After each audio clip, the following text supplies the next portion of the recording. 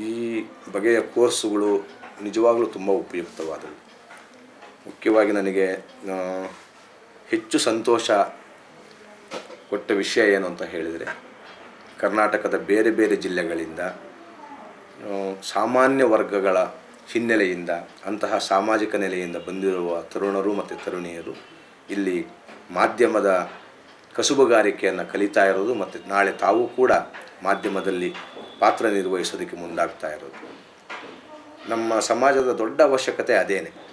ಸಮಾಜದ ವಾಸ್ತವಿಕ ಸತ್ಯಗಳನ್ನು, ದನಿ ಇಲ್ಲದವರ ದನಿಗಳನ್ನು ಕೇಳುವಂತೆ ಮಾಡೋದಕ್ಕೆ.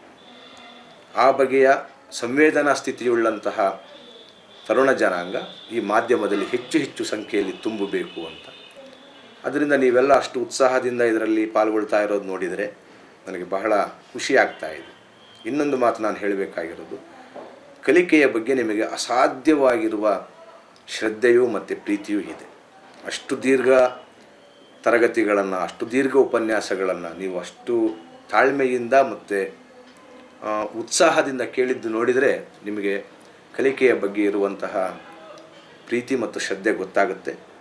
ಕಲಿಯುವುದಕ್ಕೆ ಸಿದ್ಧನಿರುವವನು ಜಗತ್ತನ್ನು ಗೆಲ್ಲೋದಕ್ಕೆ ಕೂಡ ಸಾಧ್ಯ ಇರೋನು ಅಂತ ನನ್ನ ನಂಬಿಕೆ. ಆದ್ದರಿಂದ ನಿಮಗೆ ಆ ಸಾಧ್ಯತೆ ಇರೋದನ್ನು ನಿಮ್ಮ ಕಲಿಕೆಯ ಶ್ರದ್ಧೆಯ ಮೂಲಕ ನಾನು ಬಂದು ನಿಮ್ಮ ಬಳಿ ಮಾತನಾಡದೆ 4-5 ತರಗತಿಗಳಲ್ಲಿ ನಾನು ಕಂಡಿದ್ದೀನಿ.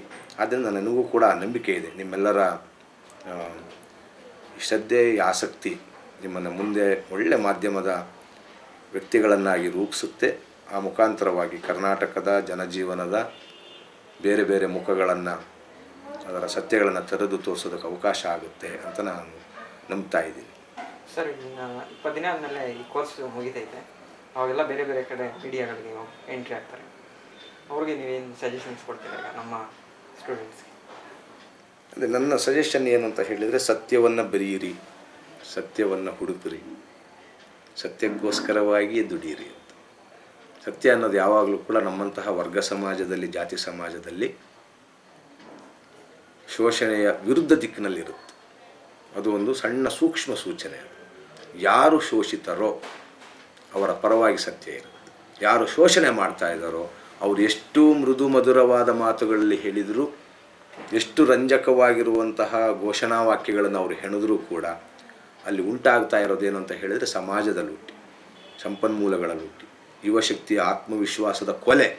ಆದ್ದರಿಂದ ನಮ್ಮ ದೊಡ್ಡ ಕೆಲಸ ಏನು ಅಂದರೆ, ಬಾಯುಳ್ಳವರಾಗಿ, ವಿದ್ಯೆ ಇರೋರಾಗಿ, ಬರವಣಿಗೆ ತಿಳಿದವರಾಗಿ ನಾವು ಮಾಡಬೇಕಾಗಿರೋದು ಏನಂತ ಹೇಳಿದರೆ, ಶ್ರೀ ಹೇಳ್ತಾರಲ್ಲ, ಕತಲನ್ನಿ ಕಾವಾಲಿಪ್ಪಡು ದಾಚೇಸ್ತೆ ದಾಚನಿ ಸತ್ಯಂ ಅಂತ, ದಾಗನಿ ಸತ್ಯಂ. ನಮಗೆ ಯಾವ ಕಥೆಗಳೆಲ್ಲ ಬೇಕು ಅಂದರೆ, ಪ್ರತಿ ಕತ್ತಲ ಕೋಣೆಯಲ್ಲಿ ಅಡಗಿರುವ ಸತ್ಯ, ಅಂತಹ ಕಥೆಗಳೆಲ್ಲ ನಮಗೆ ಬೇಕು. ಅವಿಸಿಟ್ಟರೂ ಅಡಗದ ಸತ್ಯ, ಅವುಗಳನ್ನು ಹೊರತರೋದು ಒಬ್ಬ ಕ್ರುಸೇಡರ್ ರೀತಿಯಲ್ಲಿ ನಿಮ್ಮ ಗುರಿ ಆಗಬೇಕು. ಅದರಿಂದ ನಿಮಗೆ ಭೌತಿಕವಾದ ಲಾಭಗಳು ಆಗದೆ ಹೋಗ್ಬೋದು, ನನಗೆ ಗೊತ್ತಿಲ್ಲ. ಯಾಕಂದರೆ ಜಗತ್ತು ಭಾಳ ಕಮರ್ಷಿಯಲ್ ಆಗ್ತಾ ಇದೆ. ಕಾರ್ಪೊರೇಟ್ ವಲಯದ ಹಿಡಿತದಲ್ಲಿ ಎಲ್ಲ ಮಾಧ್ಯಮಗಳು ದಿನೇ ದಿನೇ ದಿನೇ ದಿನೇ ಮಿಳಿತ ಆಗ್ತಾ ಇದ್ದಾವೆ. ಆದ್ದರಿಂದ ಹಣ ಮಾಡುವ ದಂಧೆಯಾಗಿ, ಲಾಭ ಮಾಡುವ ಉದ್ಯಮವಾಗಿ ಪರಿವರ್ತನೆ ಆಗಿರುವಂತಹ ಈ ಪತ್ರಿಕೆ ಮತ್ತು ವಿದ್ಯುನ್ಮಾನ ಮಾಧ್ಯಮಗಳನ್ನು ಸತ್ಯ ನುಡಿಯುವಂತಹ ಮಾಧ್ಯಮಗಳನ್ನಾಗಿ, ಜನತೆ ಹಿತವನ್ನು ಎತ್ತಿ ಹಿಡಿಯುವ ಮತ್ತು ನಿಜವಾದ ವಿರೋಧ ಪಕ್ಷವಾಗಿ ವರ್ತಿಸುವ ಒಂದು ಘನತೆ ಮತ್ತು ಆತ್ಮಸಾಕ್ಷಿ ಇರುವ ವೇದಿಕೆಗಳನ್ನಾಗಿ ರೂಪಿಸೋದಕ್ಕೆ ನಿಮ್ಮೆಲ್ಲರ ಪಾತ್ರವೂ ಕೂಡ ಬಹಳ ಮುಖ್ಯವಾದದ್ದು. ನೀವು ಇವತ್ತು ಯುವಕರು, ನಾಳೆ ನಿಮಗೆ ಅನುಭವ ಬೆಳೀತಾ ಬೆಳೀತಾ ನೀವು ನಿರ್ಣಾಯಕವಾದ ಸ್ಥಾನಗಳಲ್ಲಿ ಕೂರ್ತೀರ, ನಿಮಗೆ ಆ ರೀತಿಯಾದ ಅಧಿಕಾರ ಬರುತ್ತೆ. ಆ ಟೈಮಲ್ಲಿ ನಾವು ಆತ್ಮಸಾಕ್ಷಿಯನ್ನು ಕಳೆದುಕೊಳ್ಳಬಾರದು. ಇದು ಬಹಳ ಮುಖ್ಯವಾಗಿರೋದು. ಆತ್ಮಸಾಕ್ಷಿ ಯಾರಿಗೆ ಜ್ವಲಂತವಾಗಿರುತ್ತೆ, ಯಾರು ತನ್ನೊಳಗಿನ ಸತ್ಯಗಳಿಗೆ ಎಚ್ಚರಾಗಿರ್ತಾನೆ, ಅವನು ಜನತೆಗೆ ಮೋಸ ಮಾಡೋದಕ್ಕೆ ರೆಡಿ ಆಗಿರೋದಿಲ್ಲ. ಆತ್ಮಸಾಕ್ಷಿಯನ್ನು ಕೊಂದುಕೊಂಡವನು ಅವನು ಸ್ವತಃ ಮಾರಲ್ಪಟ್ಟಿರ್ತಾನೆ. ಮತ್ತು ಅವನು ಯಾವ ಕ್ಷೇತ್ರದಲ್ಲಿದ್ದರೂ ಕೂಡ ಅವನಿಂದ ಒಟ್ಟು ಸಮಾಜಕ್ಕೆ, ಸಮಾಜದ ಮುನ್ನಡೆಗೆ ಆಗುವಂತಹ ಉಪಯೋಗ ಏನೂ ಇಲ್ಲ. ಶ್ರೀ ತೆಲುಗಿನಲ್ಲಿ ಇನ್ನೊಂದು ಸಲ ಹೇಳಿದ್ದಾನೆ, ಏನಂದರೆ, ನನ್ನ ತಲೆಮಾರಿಗೆ ನಾನು ನಾಯಕ, ನನ್ನ ಯುಗಸ್ವರಕ್ಕೆ ನಾನು ಗಾಯಕ ಅಂತ. ಕವಿಯಾದವನ ಜವಾಬ್ದಾರಿ ಅದು. ಅದೇ ರೀತಿಯಲ್ಲಿ ಯಾವಾಗಲೂ ಕೂಡ ಪತ್ರಕರ್ತನಾದವನು, ಮಾಧ್ಯಮದ ಕಾರ್ಯಕರ್ತನಾದವನ ಕೆಲಸ ಏನು ಅಂತ ಹೇಳಿದರೆ, ಅವನ ಯುಗಸ್ವರವನ್ನು ಅವನು ನುಡಿಸಬೇಕು. ಜನತೆಯ ಅಪೇಕ್ಷೆ ಬಹಳ ದೊಡ್ಡ ಜವಾಬ್ದಾರಿ ಅದು. ನ್ಯಾಯಾಧೀಶ ತಪ್ಪು ತೀರ್ಪನ್ನು ಕೊಟ್ಟರೆ, ವ್ಯಾಮೋಹಕ್ಕೆ ಒಳಗಾಗಿ, ಪಕ್ಷಪಾತಕ್ಕೆ ಒಳಗಾಗಿ ಅಸತ್ಯದ ತೀರ್ಪುಗಳನ್ನು ಕೊಟ್ಟರೆ ಎಷ್ಟು ಹಾನಿಯಾಗುತ್ತೋ ಅಷ್ಟೇ ಹಾನಿ ಪತ್ರಕರ್ತನಾದವನು ಅಥವಾ ಬೇರೆ ಯಾವುದೇ ಮಾಧ್ಯಮದ ಪ್ರತಿನಿಧಿಯಾದವನು ಸುಳ್ಳುಗಳನ್ನು ಜನತೆಯ ಮುಂದಿಟ್ಟರೆ ಅಷ್ಟೇ ದೊಡ್ಡ ಪ್ರಮಾಣದ ಅನಾಹುತಗಳಾಗುತ್ತೆ. ಕೋಮುವಾದದ ವಿಷಯ ಇರ್ಬೋದು, ಜಾತಿ ಜಗಳದ ವಿಷಯ ಇರ್ಬೋದು, ಲಿಂಗ ತಾರತಮ್ಯದ ವಿಷಯ ಇರ್ಬೋದು, ಸಮಾಜದಲ್ಲಿ ಅಂಚಿನ ವರ್ಗಗಳ ಹಿತಾಸಕ್ತಿಯ ಪ್ರಶ್ನೆ ಇರ್ಬೋದು.